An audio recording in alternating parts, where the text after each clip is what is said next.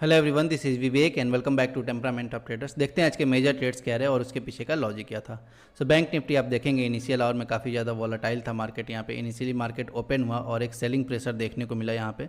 जो हमने कल एक रेंज ड्रॉ किया था, मार्केट उसी के बीच में ओपन हुआ यहाँ पे, और ओपन हुआ भी सिंपली शो कर रहे थे कि 51,000 और 51,500 पे सेलर्स का एक्यूमुलेशन हो रहा था। लेकिन यहाँ पे आप देखेंगे पहला जो सेलिंग स्विंग था वहाँ पे ये डिफाई किया, और यहाँ पे मैंने भी एक एंट्री लिया था यहाँ पे जो कॉल का स्विंग बना था, क्योंकि इतना बड़ा एक सेलिंग स्विंग डिफाई हो रहा था।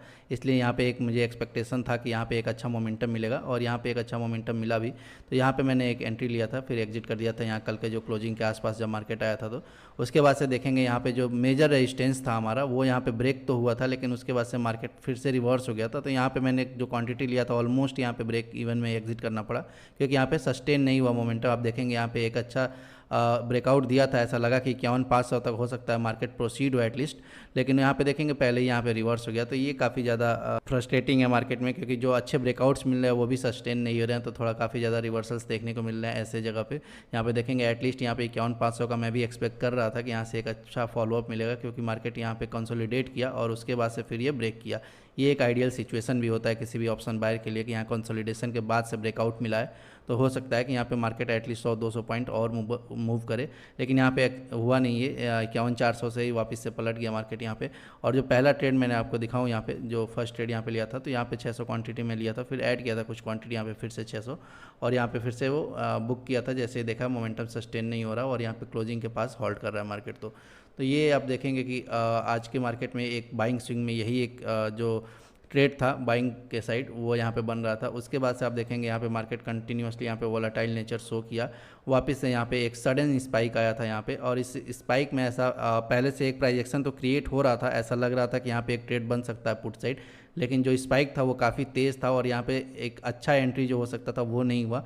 और यहाँ पे जैसे ही एंट्री लेते लेते वो प्रीमियम काफ़ी ज़्यादा मूव कर गया था, और यहाँ भी लेट एंट्री हुआ था, लेकिन एक अच्छा पॉइंट मिल गया था कुछ ही सेकेंड्स में, जिसके वजह से यहाँ पे मैंने भी एग्जिट कर दिया था।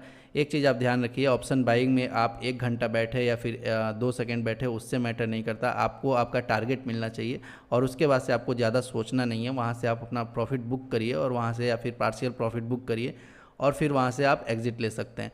तो आप ये नहीं है कि मार्केट सडनली मूव कर गया है उसके बाद से आप ये एक्सपेक्ट कर रहे हैं यहाँ से और 2-3 कैंडल बन जाएगा, ऐसा नहीं है। मार्केट अगर सडनली मूव किया है और आपको अगर आपका प्रॉफिट दिख रहा है तो वहाँ पे आपको बुक करना पड़ेगा। अदरवाइज़ क्या होगा कि आप ज़्यादा ग्रीडी बनेंगे तो कई बार ऐसा होगा कि रिवर्सल्स में वो चले भी जाएंगे, या फिर आपको हो सकता है रिग्रेट भी हो कि वहाँ से फर्दर कंटिन्यू हो जाए। तो आज के दिन देखेंगे यहाँ से मार्केट रिवर्स हो गया, और जो लोग भी फर्दर अगर होल्ड किए होंगे तो फिर पूरा प्रॉफिट उनका इरोड भी हो गया होगा।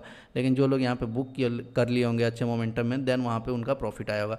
ये सेकंड ट्रेड मैंने यहाँ पे स्पाइक में ही लिया था। एक्चुअली ये एंट्री लेट हो गया था, मैं समवेयर 150-60 के आसपास सोचा था एंट्री लेने, लेकिन इतना फास्ट मोमेंटम आया जब तक मैं एग्जीक्यूट करता ऑर्डर ये 209 पे जा चुका था। और आप देखेंगे ये 7 सेकंड का ही बस ट्रेड था, क्योंकि सडनली यहाँ पे देखेंगे 70-80 पॉइंट का फिर जंप आया था, और उसके बाद से मैं वहाँ रुका नहीं, क्योंकि ऐसे में क्या होता है कई बार फ्लक्चुएशंस में फिर से वापस मार्केट आता है और आपका जो भी प्रॉफिट रहता है दिख रहा होता है सामने वो भी चला जाता है। तो इस वजह से अगर सामने से आपको 60-70 पॉइंट के प्रॉफिट ऐसे मिल रहे हैं, आपका अगर वही टारगेट है, तो वहाँ पर आपको बुक कर लेना चाहिए। आप ज़्यादा ग्रीडी बनेंगे या फिर आप ऐसा सोचेंगे कि मार्केट यहाँ से फर्दर बहुत ज़्यादा गिर जाएगा, तो उसके वजह से हो सकता है कई बार रिवर्सल्स में आपके प्रॉफिट भी इरोड हो जाए। क्योंकि आप देखेंगे यहाँ पे एक्चुअली अगर लेवल 51,000 के आसपास ये कैंडल बनता तो हो सकता था मैं भी यहाँ पे होल्ड करता उस पोजीशन को, और इतना जल्दी निकलता नहीं। क्योंकि आप देखेंगे यहाँ पे मिड रेंज में ही ये चीज़ अभी मार्केट ट्रेवल कर रहा था, और यहाँ पे जो रेंज एक क्रिएटेड था सेलर्स का उसके बीच में ही ये कैंडल बना था। इसके वजह से यहाँ पे मैंने एग्जिट कर दिया था।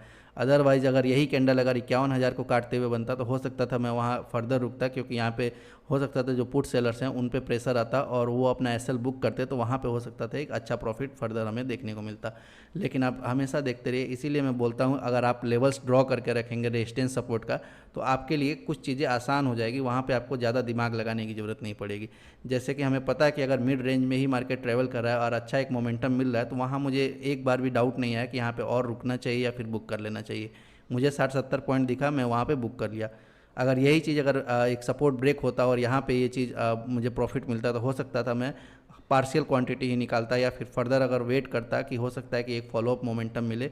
लेकिन यहाँ पे वो चीज़ मैं एक्सपेक्ट नहीं कर रहा था, और उसके बाद से आप देखेंगे मार्केट कंटिन्यूसली यहाँ पे रिवर्स हुआ और एक साइडवेज जोन में चला गया यहाँ पे। स्लो एंड स्टडी यहाँ पे मार्केट देखेंगे, नीचे तो आया लेकिन प्रीमियम में फिर ज़्यादा कुछ ऑप्शन बाइंग के लिए कुछ था नहीं।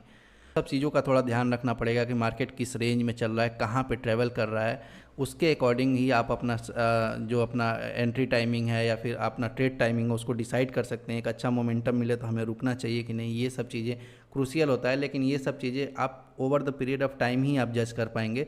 ऐसा नहीं होगा कि आप कल से ट्रेड कर रहे हैं और आज ही आपको सब चीज़ें इससे आ जाएगा।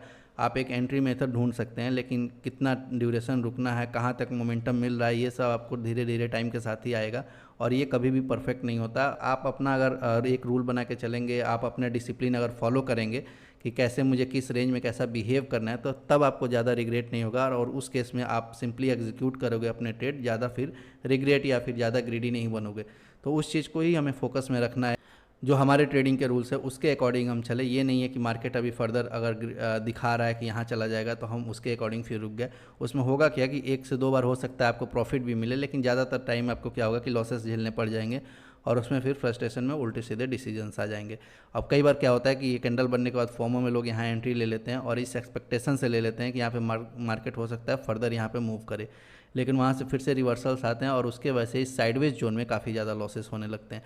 तो इस चीज़ का थोड़ा ध्यान दीजिए, जब भी एक सडन मोमेंटम आया उसके हो जाए या फिर मोमेंटम ब्रेक हो जाए, देन वहाँ पे थोड़ा हमें अवॉइड करनी चाहिए। ये चीज़ मैंने अपने लॉस मैनेजमेंट वाले पार्ट में ही बताया था कि एक ऐसा डिस्टर्ब कैंडल बन जाए देन वहाँ पे थोड़ा हमें अवॉइड करना चाहिए, थोड़ा रुक जाना चाहिए। और अगर फर्दर अगर हम मेजर सपोर्ट रेजिस्टेंस पे अगर देखेंगे, वहाँ अगर कुछ प्राइस एक्शन क्रिएट होता है या फिर अच्छा है कोई मोमेंटम दिखता है, देन हम री एंट्री ले सकते हैं, लेकिन कुछ देर हमें अवॉइड करना चाहिए अगर कोई भी ऐसा डिस्टर्ब कैंडल बन जाए। तो आज के दिन देखेंगे एक सडन स्पाइक था, उसके बाद से यहाँ पे कोई मोमेंटम मिला नहीं था। लास्ट आवर में देखेंगे यहाँ पे एक स्पाइक आया था, फिर उसके बाद से साइडवेज हो गया। तो यहाँ पे कोई एज सच उसके अलावा कोई मोमेंटम मिला नहीं था। और निफ्टी में आज जबकि अच्छा एक मूव आया था, निफ्टी में आप देखेंगे एक चैनल में मार्केट चल रहा था और उसके बाद से सेकेंड हाफ में आप देखेंगे ऑलमोस्ट यहाँ पे एक ब्रेकआउट दिया और उसके बाद से मार्केट फर्दर यहाँ पे नीचे आता रहा। यही चीज़ मैं कल एक्सपेक्ट कर रहा था एक्चुअली। यहाँ पे जब सेलिंग आ रहा था तो मुझे ऐसा लगा कि पुट सेलर्स को हो सकता है कि यहाँ पे कुछ दिक्कत आए और वहाँ पे एसएल अपना अगर बुक करते हैं तो हो सकता है एक डाउन साइड अच्छा मूव मिले, जो कि आज देखने को मिला। यहाँ पे एक अच्छा डाउन साइड मूव मिला था, लेकिन ये चीज़ मैं कल एक्सपेक्ट कर रहा था जिसके वजह से मुझे लॉसेस भी लेने पड़े थे फ्लक्चुएशंस में।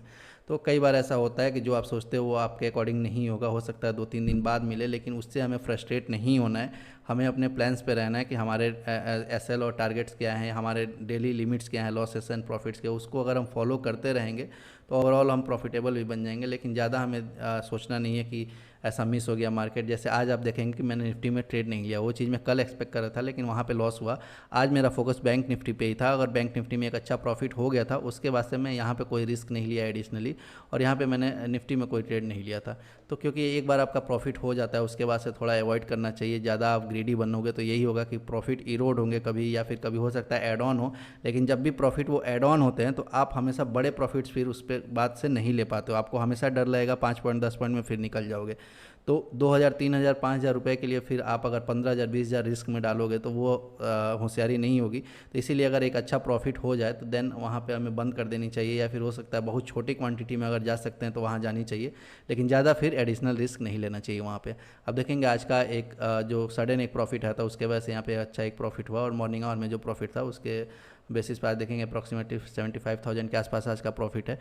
तो ऐसे ही धीरे धीरे हम देखेंगे मार्केट में अगर वॉलेटिलिटी रहेगी, अगर मार्केट मूव करेगा, फ्लक्चुएट करेगा, तो ऑप्शन बाइंग में कुछ ना कुछ अपॉर्चुनिटीज़ मिलते रहेंगी। लेकिन लास्ट मंथ में जैसे एकदम कंप्लीट साइडवेज जहाँ जोन चला जाता है वहाँ पे थोड़ा डिफिकल्टी होता है ऑप्शन बाय को। लेकिन अगर फ्लक्चुएशंस रहेंगे, थोड़ा रेंज अगर बड़ा रहेगा तो उसमें हमेशा एक अपॉर्चुनिटी मिलता है हमेशा ऑप्शन बायर को, क्योंकि ऑप्शन सेलर्स भी कंफ्यूज रहते हैं यहाँ पे कि मार्केट किस रेंज में ट्रेवल करने वाला है।